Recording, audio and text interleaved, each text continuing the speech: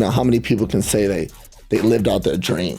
Most locker rooms I've been at, they would have folded and it would have been over. Yeah. But, having the leaders in that locker room, being so confident in themselves, kind of boost the confidence in the whole team. Be like, hey, Tom was like going around, hey, we got this. Don't worry about it. We got this. And that just gave everyone the courage and the confidence to be like, yeah, this game's not over. We got a second half to go. And we won. So every single day I wake up about 5 o'clock, but do my whole workout routine. But then 6:30, I get on the phone and I role play with other people who cold call and door knock too. So I get that repetition, just like in football, just like in practice, that, I'm getting my skills better. I'm crafting, my skills to get better. So when I do get in that situation of objections, I know exactly what to say and how to handle them. Crazy how the positive mindset, if you just have a positive mindset, it takes you a long way. And manifesting things that if you believe in yourself and you say it to yourself every single day that, I'm gonna make $500,000 next year, it's most likely gonna happen, because you have that attitude and that drive to get you to there. You are now tuned in to the best roofing podcast in the world. The Roof Trollz. Roof Trollz. Yeah. Super exciting episode because like we said, we touch bases everywhere. It's not just roofing. So I got Mike here, my host with me, Michael Armalis, and then we got an awesome guest. Why don't you go ahead and introduce yourself? Michael Floyd, retired NFL player, played 8 years. Now I'm in the real estate industry. That was a modest introduction. Super Bowl champion, former Notre Dame alum. Yeah, we'll forget the NFL stuff. We already talked about that. Let's talk about Notre Dame. That's look, we're season ticket holders, Notre Dame. I've been Notre Dame family since I was a kid. I mean, I didn't get to go there. I wasn't smart enough, but I've been Notre Dame since I was a little kid, so I'm going to be a big fanboy on this one, at least about the Notre Dame part. We could talk about Tom Brady, we could, whatever, and we're going to talk about your real estate career because that's booming right now. See all your shorts online, so it's going to be exciting time here for us to talk about that. So, want to tell us a little bit about Notre Dame? Well, play like a champion today. Well, first of all, I didn't get in there for academics. I'm not saying I'm not intelligent, but I didn't get in there for, my academics, but it's a great school. I loved it. Graduated with a sociology degree. I was going to go into business, but then I saw the second semester, everyone was in there in suits in my calc class, and I'm like, nah, this is not for me. But I always knew, I always knew I wanted to be in something that involved people all the time. I couldn't sit in a cubicle all the time, and now after I got done working, real estate is really, on your feet at all the time. So I enjoy myself. Yeah. I heard a cool side story real quick about how you ended up at Notre Dame. And I thought it was really awesome. Ty shared it with us about how you wanted to play somewhere else. You like explain your thought process behind that. Like, why did you pick Notre Dame? So my coach, Andy Bischoff, at the time, he was the assistant head coach. He sat me down. He goes, pick the top 20 schools you want me to send your film to. And Notre Dame was one of them, other schools, but also USC. And USC at the time was like Reggie Bush, Matt Leinart, they were the schools. Lindo White, it was a squad. Mike Williams.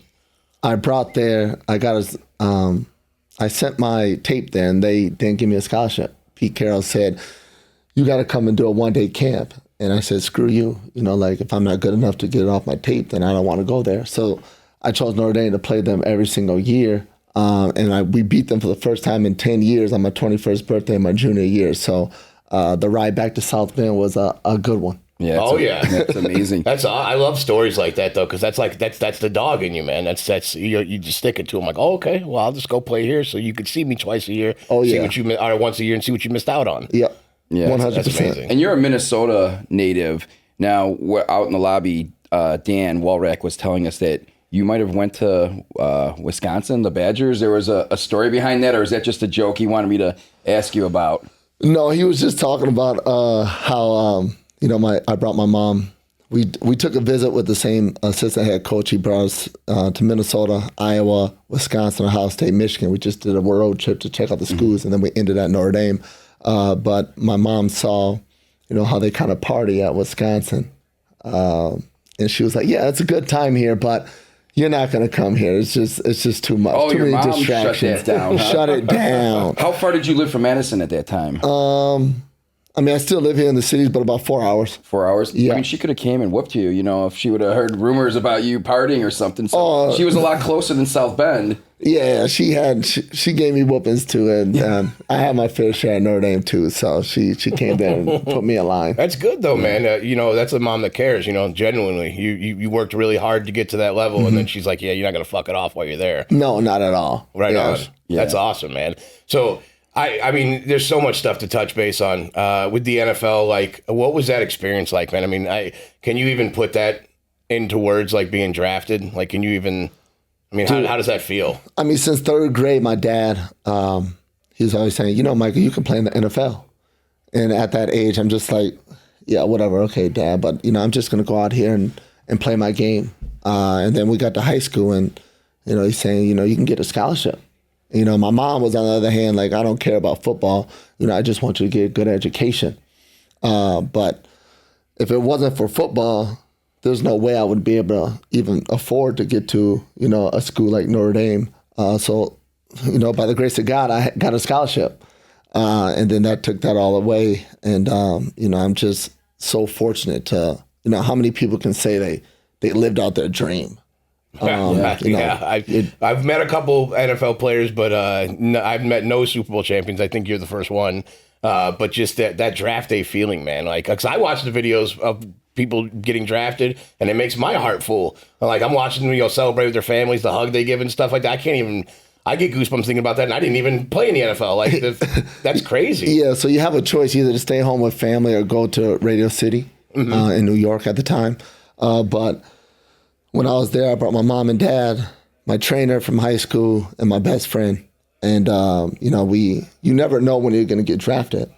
So, I kept my coat on because I was sweating like hell underneath. Like, I had sweat all the way down to my belt line because you just never know. It's so nerve-wracking. But then Arizona, Larry Fitzgerald's from here, and he texted me and said, if you're there at the 13th pick, we're going to pick you.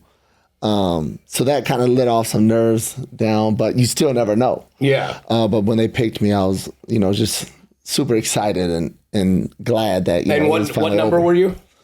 13th pick. 13th pick. So 2012 draft. Who were the 12 before you? Ooh. I know you know it. There's no way. Well, was there anyone drafted before you were like, this guy before me? Well, he's not. You don't want to air out somebody like that. No. Or was there anyone? Don't say any names then. Yeah. I honestly can't even remember his name. He went to Jacksonville at 5 as another wide receiver, but that was the only one. But Andrew Luck was in my draft class. Was it Justin Blackman? Justin Blackman. There you go. Man. He was number 5 in to Jacksonville. So that's the only guy. Okay. But then it was me. Right on. Right on. You were the second receiver taken. Yeah. I did see the videos. Like, sometimes some of the draft picks, they're like, I was drafted number 17, and I should have been drafted 1. They're like, all right, well, who drafted before you? And they just, number 1 was number 2, number 3. They keep that list in their head. It's like savages. Randy Moss was the big one. He was like, every time he played someone who didn't draft him, because what was he, 18 or 23? Yeah, he could spit him off in like 2 seconds. And he knows every team that skipped him, every team that he did a workout for, and they didn't draft him, and he held it against them.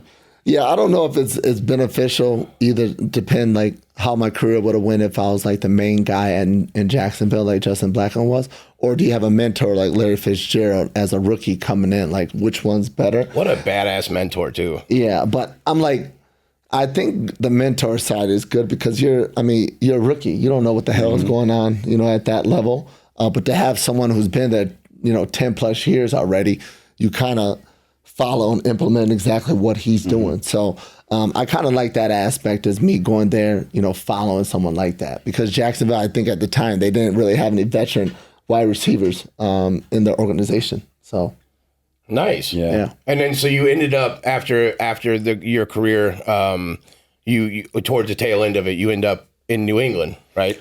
Yep, I went up in New England, played there for half the year, and was fortunate enough to win a Super Bowl there. Hell yeah. Yeah.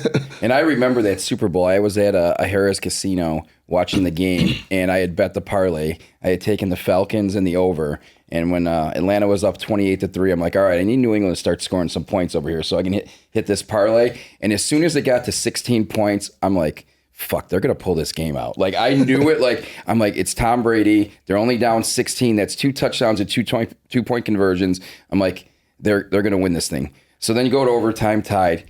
I swear to God, James White was down before the goal line, so you could have just kicked a field goal and won. But so I would have won my parlay. But no, I mean, that was one of the greatest comebacks to ever watch in football. I mean, that was, even though I lost that bet, and it was a pretty substantial bet, it was a cool thing to watch that happen. And I'm sure it was even cooler on the sidelines. I think the coolest part was that, like, I've never been in that locker room that was just so chill at being behind 28-3. Like, most locker rooms I've been at, they would have folded. And it would have been over. Yeah. But, you know, having the leaders in that locker room, you know, being so confident in themselves to, you know, kind of boost the confidence in the whole team. Be like, hey, Tom was like going around, hey, we got this. Don't worry about it. We got this. And that just gave everyone the courage and the confidence to be like, yeah, this game's not over. We got a second half to go. And, we won. Yeah. So is he as awesome to play with as he seems like in like his post-career like videos and everything now? His speeches, he's got a good one with Patrick Bet-David where he talks about, like, it's like a 9-minute speech where it kind of gives you goosebumps about him and his whole life going up. And is he as awesome as he sounds like? He's a competitor, and he wants to win. And that's the kind of guys who you want to be around. For me, watching clips of him and watching clips of Kobe Bryant, they're my guys who just make you want to go out and work out and be the best at whatever you do. Just because, like, they're at an age where, like, you know, I'm 22 years old. You know, Brady's, I don't know, 36 at the time. And he's still going out there like he's 21 years old. I'm like, oh, that motivates me, you know, to even work even harder. Yeah. Yeah, rest in peace, Kobe Bryant. I truly believe that his basketball career is one of the best ever. His post-career with the way he was trending to be a motivational speaker, I think he would have blown away his basketball career. And just think of how awesome he was at basketball. I mean, he's right there behind Michael Jordan, and he was going to take it even to another level, I think. Like, he was just trajectory is just like, it was insane how awesome. Like, and if he could touch people like that, I mean, it's a shame. We lost a lot in our civilization by losing Kobe Bryant. I truly believe that. Yeah, I honestly always wake up every morning and watch motivational reels and stuff like that, and a lot come across social media of Kobe Bryant, and it just tells, you know, I don't want to be, you know, around, you know, weak people, weak-minded people. Like, that's dumb. Like, put me around people that are, you know, that inspire me and still want the same kind of goals as me. That's who I want to be around. Yeah, I like the one quote he has. Where he says, why won't you pass me the ball? He's like, because I see you in practice every day. I see how you are. There's no way I'm passing you the ball. Like, he's just a gift. What's the work-life balance like with, like, raising a family? Did you have your kids during your NFL career or post-NFL career? Like, when did all that happen? I had them at the tail end of my career. So what is that like being an NFL player with the rigorous schedule you guys are on, and then, you know, the family, man? Because, like, you always want to spend time with your kids and stuff, and I'm sure that's, like, brutal. So, like, how did you find a balance between the two of them? So I met my wife in 2018. I was with Washington, and you know, they were in Minnesota. They had to fly out to Washington every single weekend, but that was actually pretty good that I found her at that time.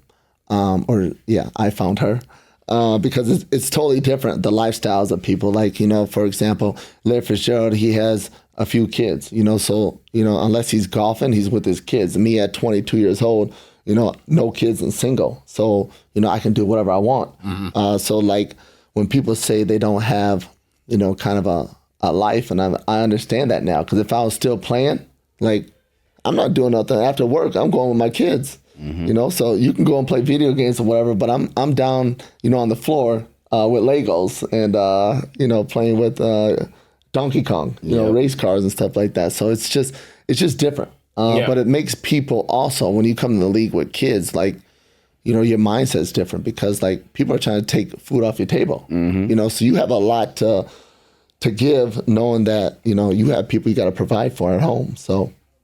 That's awesome, man. So then how did you get into where you're at now? Like, so I don't know if everybody listening right now or watching knows exactly what you do. So let's dive into that. So how did you go from the NFL career to where you're transitioning to now? Which, by the way, again, I watched some of your videos, man.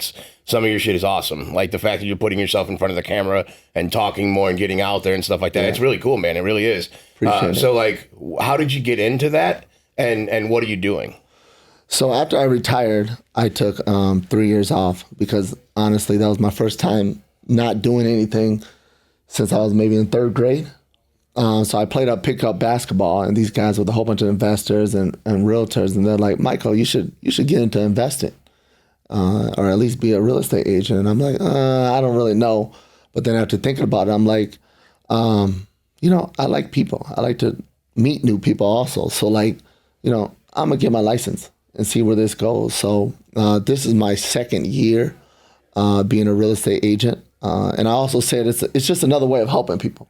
So I cold call and door knock for a living, and it's been working. So my first year, I think I only did $8,000 worth. Didn't know a damn thing about real estate, But then my second year, I $180,000, and closed 25 plus deals. So the same type of work ethic I had in football, I'm just transitioning it to real estate, and I enjoy it. So you're cold knocking? Yes. Bro, that's so awesome. So you literally like knocking on people's doors and they're opening the door to you? Yes. That's crazy. Do you get recognized a lot or no? I had a cold call before that I called him. I said, hey, I'm Michael Floyd. I'm a local real estate agent. And he goes, yeah, I'm not selling anymore, but hold on. What's your name again? And I said, Michael Floyd. He goes, oh, man, I played with you, and I played at Air Force. I know who you are. I said, oh, and then I, got the opportunity to sell his house. Just after that. That's awesome, yeah. There is some recognition into it, and I really like door knocking because then, they get that one-on-one. And I usually say if I get a listing appointment, 8 out of 10 times I'm going to come down with that listing because they genuinely see the person who you are, and I come in there not to try to make some money. That's a bonus, the commission. But how can I help? And that's how I look at it every single time. Yeah, so in our industry, we do door knocking, but it's like for storm restoration, roofing and siding and stuff like that. But it's the same approach. We're here to provide a solution for the homeowner more than we are to break money. Like you said, it's a bonus that I'm going to get paid off this, and that's great. But these people their homes are destroyed. Like we need to put this back together. We need to fix this for them. This is an actual problem that they're having. So like, I've sold a couple houses, not me personally, but I'm saying as a homeowner, and I know how stressful that whole process is. So you guys, you streamlining that process for a homeowner, making it a lot easier, and communication, that's awesome, man. And what's the name of where you at and all that? I'm with eXp Realty, and so basically what I do is I call cancels and expireds. So basically, if you were selling your house and an agent who you chose the first time couldn't get it done, I give you a call, I knock on your door, and I just kind of promote myself. And I say, hey, I saw your home was on the market, and I was just curious, if and when you plan on hiring the right agent like myself to actually get your home sold. That's one of the lines that I use. Oh, yeah, right. But I practice every single day what to say and how to say it. So any objection that someone brings to me, I already know. So every single day I wake up about 5 o'clock, but do my whole workout routine. But then 6:30, I get on the phone and I role play with other people who cold call and door knock too. So I get that repetition, just like in football, just like in practice, that, I'm getting my skills better. I'm crafting, my skills to get better. So when I do get in that situation of objections, I know exactly what to say and how to handle them. Yeah, it's amazing. And then as door knockers here, it's like we embrace the objections now. It got to the point where like in the beginning, you're just like, you don't really want to deal with that. Oh, yeah. But then later on now it's like, I almost want to dumb my pitch down so I can get a couple objections, Yeah. Like I wanted to keep the conversation going because it's just so, it's like a game, eventually it's like you get that, like we were talking before we got down here, like you get that competitive nature, and then you harness a much higher competitive nature, obviously, given your background. But you got to find a way to put that back in your life. And the avenue you're going down, I think, is really good because that's an aggressive industry. Realty that's tough. Yeah, cold calling, I like it just because, like you said, it keeps me competitive. And, there's a few other people or a handful of people that are cold calling too. But like, how are you going to get the listing appointment? You got to sharpen your skills. So that's why I do it every single day, to making sure that there's other people calling. But if I'm the fourth caller, how am I going to get that listing? I got to be good at what I'm saying, and at the listing appointment too. So it's nothing different, besides getting hit, having concussion maybe. Yeah. But well, thank God you ain't got to deal with that anymore. Yeah, it's nothing different than playing football. Just going out and practicing every single day and getting better every single day. And there's always something to learn too. Yeah, yeah. Elijah, I'm not sure if you're aware of this, but door knocking is how we met Mike through Ty, because that's how you guys started talking, working out and talking about door knocking. He said you guys were at the gym for several months, and I'm sure you'll be able to tell the story better than I can, but he said you guys were at the gym together, just sitting there, never really talked, and someone brought up about door knocking. I don't know if you want to tell the full story on that, or maybe he remembers and you're like, this is just some guy who's talking crazy or something. But but he said that's how you guys first really hit it off, is about talking about door knocking. Yeah, so at Lifetime, I usually go there about 5 a.m. every single day. And then I met Ty in the sauna, and we were just talking. And door knocking came up, and he was like, "Oh, that's how I started." And I go, "Yeah, I'm starting, real estate now, and that's what I do. I door knock and I cold call people." And we just got to talking more, became friends, and sure enough, I sold his place here in Minnesota. He was first about to rent up here to go back and forth from Florida and here, and he came up to me and he goes, "Hey, Mike, me and my wife are talking, and we're thinking about just selling our place here." And I'm like, "Great, I would love to do it." And sold it in, I think 15 days or less. Nice. So nice. It was good. But simple things like that, and I try to tell people all the time, like, pick a spot where you go to all the time at the same time, and for real estate, and you're going to meet these people, and you don't even have to talk about work, but get to genuinely meet people and see who they are as a person. And work might come up, and at that time, maybe a month later, maybe a year later, that person. And that's a hell of a guy to run into too, because full disclosure, I mean, Ty is a hell of a mind to pick. Like, he really is. That guy is dialed in, analytic wise, better than the majority of people I know that do door knocking. That guy is like psychological wise, like you could learn a lot from him. Like, anybody who's doing door knocking can learn a lot from him. Oh yeah, and I love learning from older people who's been there and done that, because it's not just about work, but about, he has older kids. I have younger kids, so how's the work-life balance between being a father and working so hard and want to provide for your family. So it's not always just about work, but it's also about how you are as a man and how you can come, and be a better father too. Yeah. So that's what I enjoy. All the conversations are great with Ty, and I'm glad I ran into him. Yeah, and that's what life is about too. You just hit it right on the head, man. Just becoming a better person, a better human, a better father, a better example for our children. 100%. I have a little girl at home. So like, yeah, it's just trying to do better for them every day. And then that's what I'm saying. The work-life balance, it's so difficult sometimes, because as men, we want to provide, we want to be the main provider. And we just have like this energy inside of us that we want to give to everybody so we can get back for our families. But then sometimes we find ourselves possibly giving too much to people and not enough to our families. So it's hard to dial that in. It's really difficult. Does your wife do anything like with you, or? She takes care of the house. So I think that's 100%. The hardest job. Oh yeah. Out of anything. When I retired from football, I was like, I'm going to be a stay-at-home dad.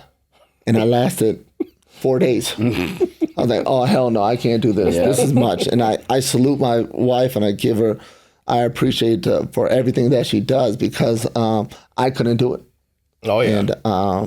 And it's tough to do. Oh, I mean, I remember when we had our first son, and staying home for like 2 days, like not being at work, like just being 2 days, like say paternity leave or whatever, even though it was my company, I'm like, I can't do this, got to go by. Like, even though like it's your kid, but it's just that thing in men. I think we just have that inherent instinct that we want to just go out there and get after it. Like, so it's, I could never be a stay-at-home dad, and that's probably the same for both of you guys too, I would assume. Well, I was the only income for about 7 years with Amanda.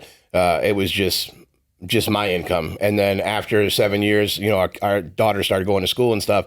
So then it became like, hey, I need some adult interaction time is what she was telling me. And I'm like, I get it. And she's like, no, you don't. She's like, 'cause you're at work, you're talking to people. Like, I'm going stir crazy in here. I can't do this. So then she started working in our industry too, not for my company, but she works with a company that's affiliated with us. But so she's been like shipping in and stuff like that. And now we're like working together in the same industry, and it's kind of cool how it panned out. But that's why I was wondering, like, does she help you with any of your realty stuff or any of that stuff? In the beginning, when I start role playing, instead of on the phone, she would role play with me. Okay. And she just sees things differently than I do, especially like, you know, if I have a buyer's agent, you know, she sees, you know, certain things that are, you know, in a house that not a lot of people think. I think she's super gifted that way. The way she did our house, I mean, she just has a knack for it. And I think eventually she might want to get into it to help me out. And then we can work together because, you know, when people see husband and wife working together, they see trust. You know, you guys trust each other. Why can't I trust you as my realtor? You know, so I think eventually down the road, she really wants to get in to be a defense attorney now, a lawyer, and help. They have a organization here called the Great Innocence Project. So they get people who are wrongfully committed out of prison. So she volunteered for that for the past 2 or 3 years, and she found, you know, what she wants to do, and that's helping people out in that way also. Yeah, that's amazing, man. That's actually a really good program. Have they been able to free anybody? So his name was Marvin Hayes. He was wrongfully committed for a murder in North Minneapolis, and on his 36th birthday, he spent 20 years in there. And on his 36th birthday, he finally got out. So we had him and his family over for Christmas, his first Christmas out of prison. And my wife still keeps in contact with him all the time. He was actually just home at my house 2 days ago. But he's still figuring out how to move in life, you know, because it's tough. So you know? you're saying he was in prison for 20 years, from 16 to 36. 16 to 36. And he was wrongfully accused. And he lost 20 years of his life. Man, that's 20 years. Horrific. Like, that's terrible. Like, so now he's finally trying to get back into the groove of, you know, being out in society. Oh, yeah. You know? It's like a claw machine just picked him up and dropped him in a new planet. The technology advances in 20 years, society, like, oh, my God, I don't even... Yeah, I don't even know what he would even start. That's unbelievable. That's terrible, actually, that even happened. And how long has he been out for now? A year. I believe. Okay. Yeah, got out last year. So yeah, no, man, that's amazing. Your wife, and your wife's already an attorney then? No, she's going back to. So when she started, we had a child, and she ended up, you know, not working. But now she wants to get back into it because she's just super.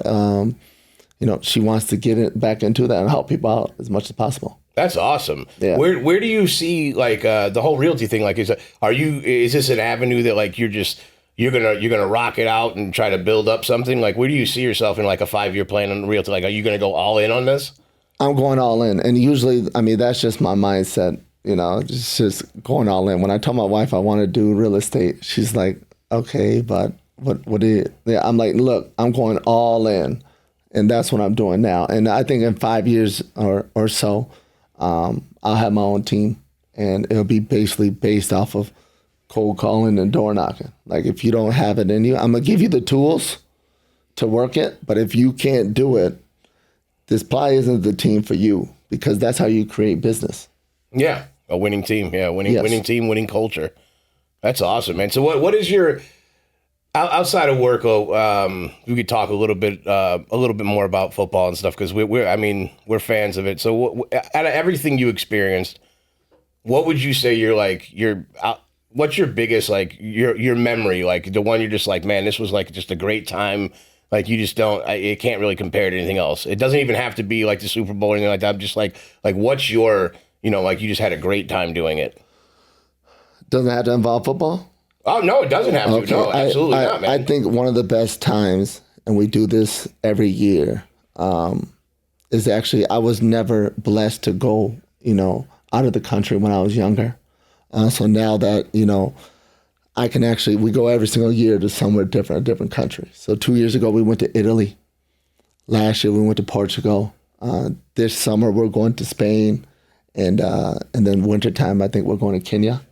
But to give my kids that experience of different cultures, different people, and see how they interact with them. And, it's just a cool thing for me to be in the position that I am, to be able to give that to my kids, because not a lot of people can do that, So that's one of my favorite things I do, is just being able to have a job or being able to be successful enough to be there for my kids. Mm-hmm. I'm not missing a recital, a conference, anything for my kids, practice. I'm always there, so they never can go back and be like, my dad wasn't there. Yeah.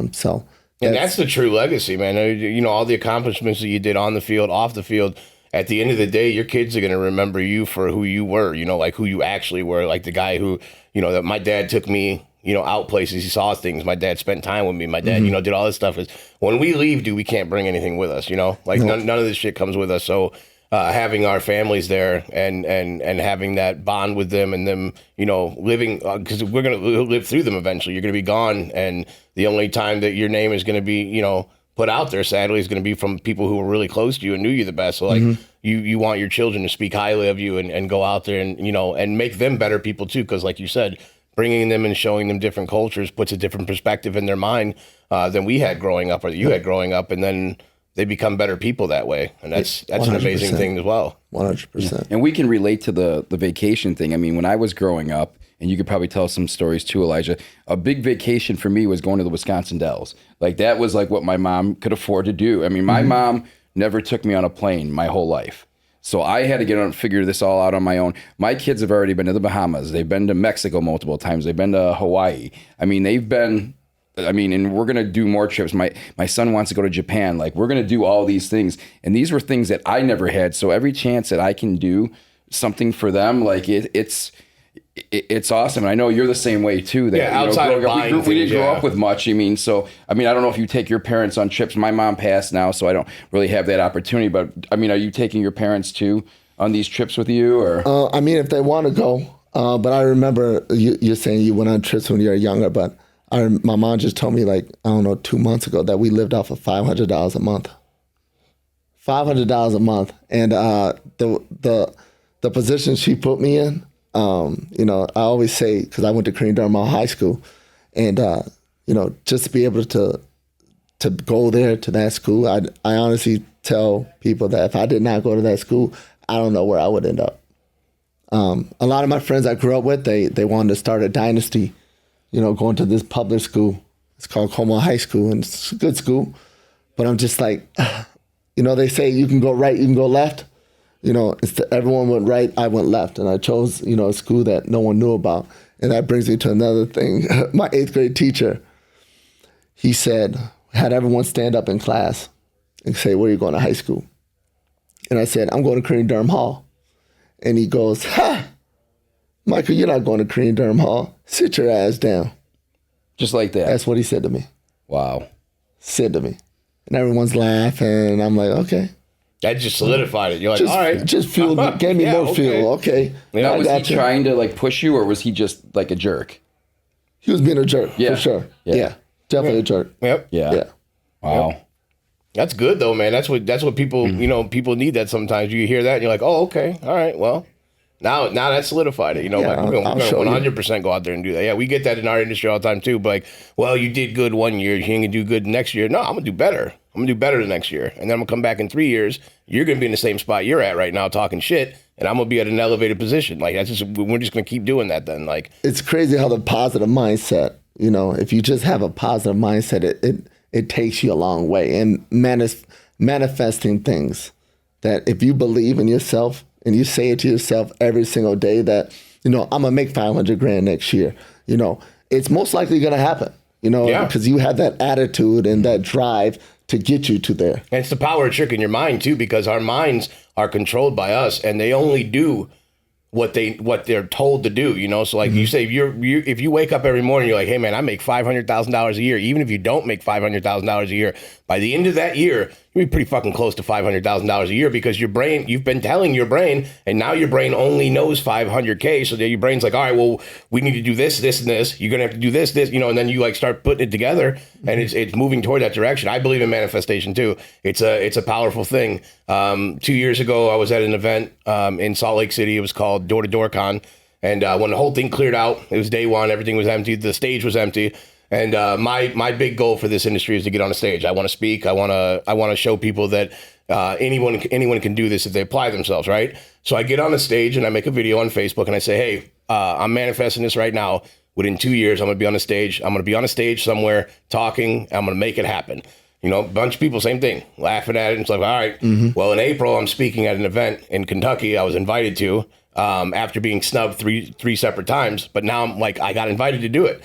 And it's not a paid gig, but it put me on a stage. I started the podcast. We started getting real guests. People started paying attention to it. And it's like, all right, well, now we're just going to do it, dude. Like, it's just, there is no not going to, it's going to happen. I want it to happen, so it happens. And that's really cool that you brought up manifestation because that's like big. You have to shout an invite out to him next year for the door-to-door con because we go with Ty. We meet up with Tony and Ty every year. Oh, yeah, you would go out there, and it's all door-to-door. And they had this year, they had they call them the Golden Knockers. They had a guy in the real estate industry. I don't know what his sales were. I don't remember, but I mean, it was pretty high. I mean, you said you did 180K. I'm guessing how much money you made in your second year. So obviously, you're going upwards. So I'm sure that there's some award that we'll get the numbers and figure it out and get it over to you. But that'd be cool to see you get up on stage and get an award because, they give awards out for door knocking, pest control, alarm systems, roofing, solar, windows. I mean, there's no branding. Door knocking. Yeah, no branding at all. So everybody who does any type of door knocking at all goes to this event, and you're not allowed to promote your business. You're not allowed to pass out like cards or recruit people or anything like that. It's just strictly going to obtain knowledge and seeing some of the cool apps and other things that people are creating in your field that you may not know about, and then networking. Obviously, you meet a bunch of people, you shake hands, you do all that stuff. But I would highly recommend it, man. Door to Door Con is what it's called. But it's big. Yeah, I think Ty told me about that. Speaking at one of them, and I'm just like. One, I love doing stuff like that because people see all the success online, but they don't know, what actually, how'd you get there? And also the failure. There's been plenty of times I've been on listening appointments and didn't get them. But, that just fuels me even more to go out there and get on the phone and call people and door knock because like that's motivation for me. I lost that. How do I do better? What did I do wrong? And just get back on that phone and make more deals happen. Absolutely. Yeah, that's the way to do it, man. I know you're pressed for time because you got to get to your event. We just got flagged down that it's 1:40. I don't want to make you late. It sucks, man. Every time we get somebody on here, they're just good guys. You just roll in and it can continue to go. And I wish it would continue to go, but I hope that I hope we can do this again. It'd be great to have you on. Definitely. Touch base with you again, man. It was really nice having you out here and you taking the time out of your day, which I'm sure is extremely busy, to spend time with us. So that's like really cool. And it was a pleasure meeting you, man. Like I've been a fan. So obviously we're both Notre Dame guys. I was going to say my biggest fan is over here. Oh, dude. He probably has more apparel than I do. Bro. So quick funny story. The only number 3 jersey I have Joe Montana's signature on it, so I didn't know if I could bring that, but I didn't have time to go get one. But I do want to get one for you, and we want to get a Roof Trollz one and have you sign it. Well, I just wanted to do the football, like to the Roof Trollz, but we didn't have time to stop anywhere and do that. It would have been cool. Well, that means we just got to do it again. We got to do it again. 100%, man. Sounds good. 100%. Yeah. And I got season tickets. We got season tickets. I'm sure they call you back and have you sit 50-yard line, though, but we could always be he used to be watching the game with Shane Gillis. He ain't be sitting with us. Oh, yeah. Or sit next to Joe Montana, and then he'll like wave to us and say, look who I'm with. Joe ain't going to any of those games. And he comes back now. Does he? He's come back the last 2 years. He never used to come back. Cali boy is coming back now. Yeah, that's good. Well, guys, it's been real. It's been fun. Mike, thanks again, man. And we'll see you guys on the next one. Sounds good.